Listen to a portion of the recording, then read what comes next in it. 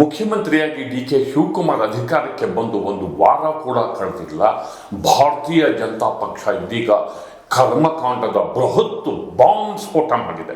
ಅಂದರೆ ಕಸ ವಿಲೇವಾರಿ ಕರ್ಮಕಾಂಡವನ್ನ ಬಿಜೆಪಿಯ ನಾಯಕರು, ವಿಧಾನಸಭೆಯ ಪ್ರತಿಪಕ್ಷ ನಾಯಕ ಅಶೋಕ್ ಅದನ್ನ ಸಿಡಿಸಿದರೆ 10,000 ಕೋಟಿ ಕಿಕ್ ಬ್ಯಾಕ್ ನಡೆದಿರುವ ಗಂಭೀರ ಆಪಾದನೆಯನ್ನ ಈ ಸರ್ಕಾರದ ವಿರುದ್ಧ ಮಾಡಿದ್ದು ಒಟ್ಟಾರೆ ರಾಜ್ಯಪಾಲರಿಗೆ ಮತ್ತು ಲೋಕಾಯುಕ್ತರಿಗೂ ಕೂಡ ದಾಖಲೆಗಳ ದೂರು ಸಲ್ಲಿಸುವುದರ ಮೂಲಕ ಇದೊಂದು ದೊಡ್ಡ ವಿವಾದವಾಗಿ ಬೆಳೆಯುವ ಸೂಚನೆ ಕಂಡು ಬಂದಿದೆ.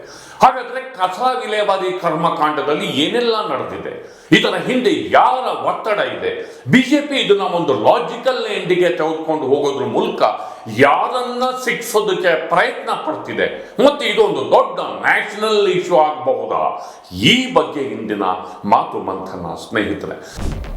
ಈ ಹಗರಣ 36,000 ಕೋಟಿಯಲ್ಲಿ 10,000 ಕೋಟಿ ಕಿಕ್ ಬ್ಯಾಕ್ ತಗೊಂಡಿದ್ದಾರೆ.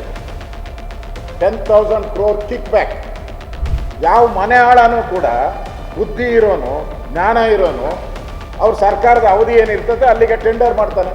ಮುಂದಿನ 30 ಒಂದು ಜನ್ರೇಷನ್ ನಾನು ಇರಲ್ಲ, ಡಿ.ಕೆ.ನೂ ಇರಲ್ಲ, ಸಿದ್ದರಾಮಯ್ಯನವರು ಇರಲ್ಲ, ನನ್ಗನ್ಸ್ತತಿ ಭಾಳ ಜನ ಇರೋದೇ ಇಲ್ಲ ಇಲ್ಲಿ.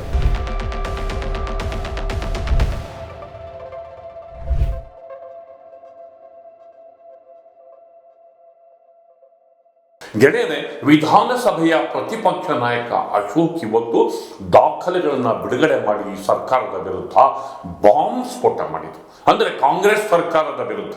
ಈಗ ತಾನೇ ಮುಖ್ಯಮಂತ್ರಿಯಾಗಿ ಡಿ.ಕೆ. ಶಿವಕುಮಾರ್ ಅವರು ಅಧಿಕಾರ ಸ್ವೀಕಾರ ಮಾಡಿದ್ದಾರೆ. ಬೆಂಗಳೂರು ಜವಾಬ್ದಾರಿಯನ್ನ ಹೊತ್ಕೊಳ್ಳೋದಕ್ಕೆ, ಖಾತೆಯನ್ನ ಪಡೀಲಿಕ್ಕೆ ಇದೀಗ ಸಚಿವರಲ್ಲಿ ಕಿತ್ತಾಟ ಆರಂಭ ಆಗಿದೆ.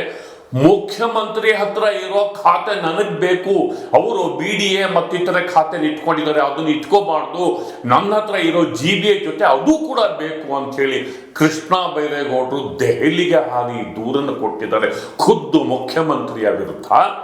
ಇಂಥ ಸಂದರ್ಭದಲ್ಲಿ ಬಿಜೆಪಿ ಇದೀಗ ಕಸ ವಿಲೇವಾರಿ ಕರ್ಮಕಾಂಡದ ಬಾಂಬ್ ಸ್ಫೋಟ ಮಾಡಿದೆ. 10,000 ಕೋಟಿ ರೂಪಾಯಿ ಕಿಕ್ ಬ್ಯಾಕ್ ಕಾಂಗ್ರೆಸ್ ನಾಯಕರಿಗೆ ಹೋಗಿದೆ. ಕಾಂಗ್ರೆಸ್ ಕಸದ ವಿಚಾರದಲ್ಲಿ ಲೂಟಿ ಮಾಡಿದೆ.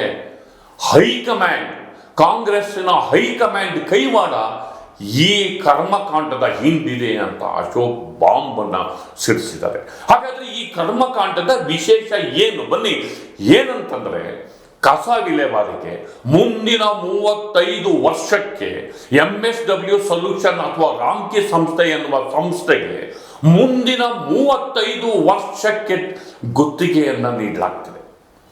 ಒಂದೇ ಕಂಪನಿಗೆ ಮುಂದಿನ 35 ವರ್ಷಕ್ಕೆ 39,000 ಕೋಟಿ ರೂಪಾಯಿಗೆ. ಇದು ಕರ್ಮಕಾಂಡದ ಹೂರಣ. ಮುಖ್ಯಮಂತ್ರಿಯಾಗಿ ಸಿದ್ದರಾಮಯ್ಯನವರು ಇದ್ದಂತಹ ಅವಧಿಯಲ್ಲಿ ಕಡೆಗಳಿಗೆಯಲ್ಲಿ ತರಾತುರಿನಲ್ಲಿ ಕ್ಯಾಬಿನೆಟ್ ಮುಂದೆ ಈ ವಿಚಾರ ಬರುತ್ತೆ. ಎಷ್ಟೋ ಜನ ಸಚಿವರು ಇದನ್ನು ಅಬ್ಜೆಕ್ಷನ್ ಮಾಡ್ತಾರೆ. ಅಬ್ಜೆಕ್ಷನ್ ಮಾಡಿದಂಥ ಸಂದರ್ಭದಲ್ಲಿ ಇಲ್ಲ, ಮೇಲಿಂದ ಒತ್ತಡ ಇದೆ ಅಂತ ಹೇಳ್ತಾರೆ. ಆ ಮೇಲಿನವ್ರು ಯಾರು? ಅಶೋಕ್ ಅವ್ರು ಹೇಳ್ತಾರೆ ಆ ಮೇಲಿನವರೇ ಕಾಂಗ್ರೆಸ್ ಹೈಕಮಾಂಡ್. ಎಲ್ಲ ಬೆಂಗಳೂರು ಕಂಪ್ನಿ ಬಿಟ್ಟು ದೆಹಲಿ ಮೂಲದ MSW ಸೊಲ್ಯೂಷನ್ ಎನ್ನುವ ಕಂಪ್ನಿಗೆ ಇದನ್ನು ಕೊಡಬೇಕಾದ್ರೆ ಆ ಮೇಲಿನವರು ಯಾರು ಅನ್ನೋದೇ ಪ್ರತಿಪಕ್ಷ ನಾಯಕ ಅಶೋಕ್ ಎತ್ತಿರುವಂತಹ ಪ್ರಶ್ನೆ. 10,000 ಕೋಟಿ ರೂಪಾಯಿ ಕಿಕ್ ಬ್ಯಾಕ್ ಈ ಟೆಂಡರ್ನಲ್ಲಿ ನಡೆದಿದೆ.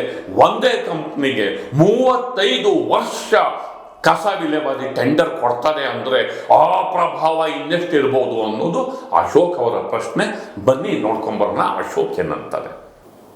ಈ ಹಗರಣ 36,000 ಕೋಟಿಯಲ್ಲಿ 10,000 ಕೋಟಿ ಕಿಕ್ ಬ್ಯಾಕ್ ತಗೊಂಡಿದ್ದಾರೆ. ಇದು 10,000 crore ಕಿಕ್ ಬ್ಯಾಕ್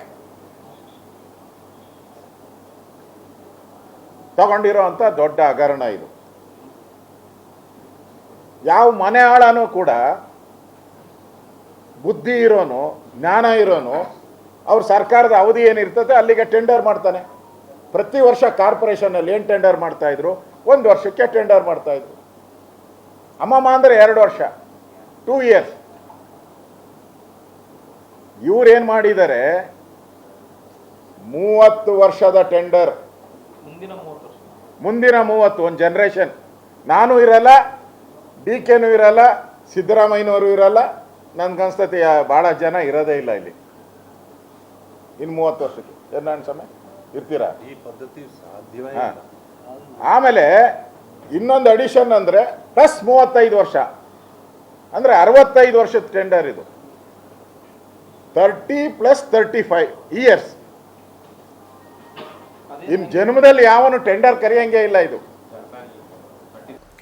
ಇಲ್ಲಿ ಬೇಕಾದಷ್ಟು ಪ್ರಶ್ನೆಗಳನ್ನ ಅಶೋಕ್ ಎತ್ತಿದ್ದಾರೆ.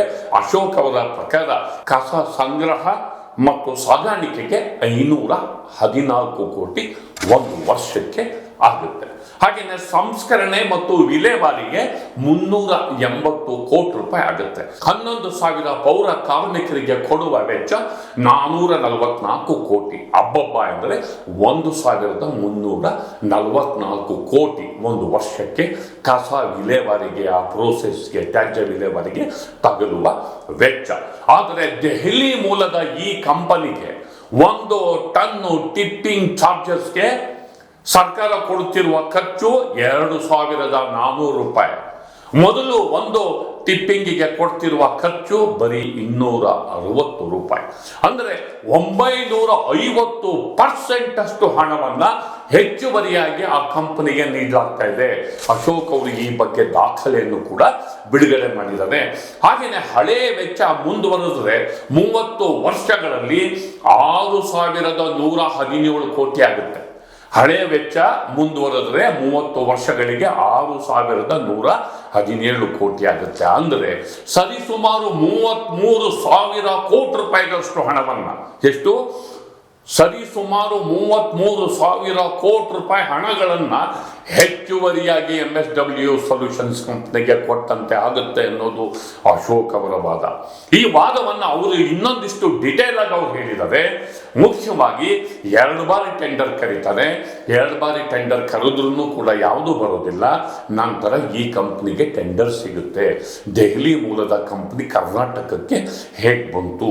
ಇದು ಅಶೋಕ್ ಅವರ ಮುಖ್ಯವಾದಂತಹ ಪ್ರಶ್ನೆ. 1 ಟನ್ ಕಸ ಪರಿಷ್ಕರಣೆಗೆ 2,100 ರೂಪಾಯಿ ಇದ್ದಂತಹ ವೆಚ್ಚ 30 ವರ್ಷಗಳಲ್ಲಿ 9,200 ರೂಪಾಯಿ ಏರಿಕೆ ಆಗುತ್ತೆ. ಅಂದರೆ 430% ಹೆಚ್ಚುವರಿ ಆಗುತ್ತೆ.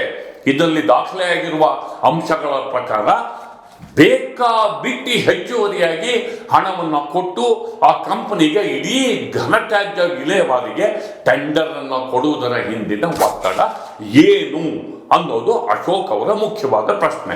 ಇನ್ನೆಲ್ಲದಕ್ಕಿಂತ ಇಂಪಾರ್ಟೆಂಟ್ ಆಗಿ ಫೈನಾನ್ಸ್ ಡಿಪಾರ್ಟ್ಮೆಂಟ್ ಹೇಗೆ ಅಪ್ರೂವಲ್ ಕೊಡ್ತು, ಇದು ಮುಖ್ಯವಾದಂತಹ ವಿಚಾರ. ಫೈನಾನ್ಸ್ ಡಿಪಾರ್ಟ್ಮೆಂಟ್ನ ಹೆಚ್ಚುವರಿ ಕಾರ್ಯದರ್ಶಿ ರಿತೇಶ್ ಕುಮಾರ್ ಅವರು ಮುಖ್ಯಮಂತ್ರಿಗೆ ಪತ್ರ ಬರೆದಿದ್ದಾರೆ. 35 ವರ್ಷಗಳ ಕಾಲ ಒಂದೇ ಕಂಪನಿಗೆ ಕಸ ವಿಲೇವಾರಿ ಟೆಂಡರ್ ಅನ್ನ ಹೀಗೆ ಏಕಪಕ್ಷೀಯವಾಗಿ ಕೊಡೋದು ಅದು ಸರಿಯಲ್ಲ. ಆದ್ದರಿಂದ ನೀವು ಕಸ ವಿಲೇವಾರಿ ಟೆಂಡರ್ ಅವಧಿಯನ್ನ 35 ವರ್ಷಕ್ಕೆ ಬದಲಾಗಿ 10 ವರ್ಷಕ್ಕೆ ಇಳಿಸಿ. ಹಾಗೆಯೇ ಹೆಚ್ಚುವರಿಯಾಗಿ ನೀವು ಕೊಡುವಂತಹ ಹಣದ ಪ್ರಮಾಣವನ್ನ 5% ಇಂದ 2.5%ಗೆ ಇಳಿಸಿ ಅಂತೇಳಿ ಮುಖ್ಯ ಮಂತ್ರಿಗೆ ಫೈನಾನ್ಸ್ ಡಿಪಾರ್ಟ್ಮೆಂಟ್ ಪತ್ರ ಬರೀತದೆ. ಆದರೆ ಹಣಕಾಸು ಇಲಾಖೆಯ ಆ ಶಿಫಾರಸನ್ನ, ಸಲಹೆಯನ್ನ ನಿರ್ಲಕ್ಷ್ಯ ಮಾಡಿ ಏಕಾಏಕಿ ಸಚಿವ ಸಂಪುಟ ಸಭೆಯ ಮುಂದೆ ಈ ವಿಚಾರವನ್ನ ತಂದು ಅಧಿಕಾರಿಗಳ ಪತ್ರವನ್ನ ಬದಿಗಿಟ್ಟು ಆ ಕಂಪನಿಗೆ ಒಂದು ರೀತಿಯಲ್ಲಿ ಇಡೀ ಬೆಂಗಳೂರಿನ ರಾಜ್ಯಭಾರವನ್ನ ಮುಂದಿನ 35 ವರ್ಷಗಳ ಕಾಲ ಆ ಕಂಪ್ನಿಗೆ ಕೊಡ್ತಾರೆ. ಅಂದ್ರೆ ಕಾಣದ ಕೈಗಳ ಕೈವಾಡದ ಒತ್ತಡ ಎಷ್ಟಿರಬಹುದು ಅನ್ನೋದು ಪ್ರತಿಪಕ್ಷ ನಾಯಕರ ಪ್ರಶ್ನೆ. ಅದೇನೇ ಇಲ್ಲಿ ಹೊಸದಾಗಿ ಬಂದಿರುವ ಮುಖ್ಯಮಂತ್ರಿ DK ಶಿವಕುಮಾರ್ ಅವರಿಗೆ ಈ ಕಸ ವಿಲೇವಾರಿ ಟೆಂಡರು ಒಂದು ದೊಡ್ಡ ಕರ್ಮಕಾಂಡದ ಸ್ವರೂಪವಾಗಿ ಪಡ್ಕೊಳ್ಳುತ್ತೆ. ಒಂದು, ಈ ದಾಖಲೆಗಳು ರಾಜ್ಯಪಾಲರಿಗೆ ಸಲ್ಲಿಕೆ ಆಗಿದೆ.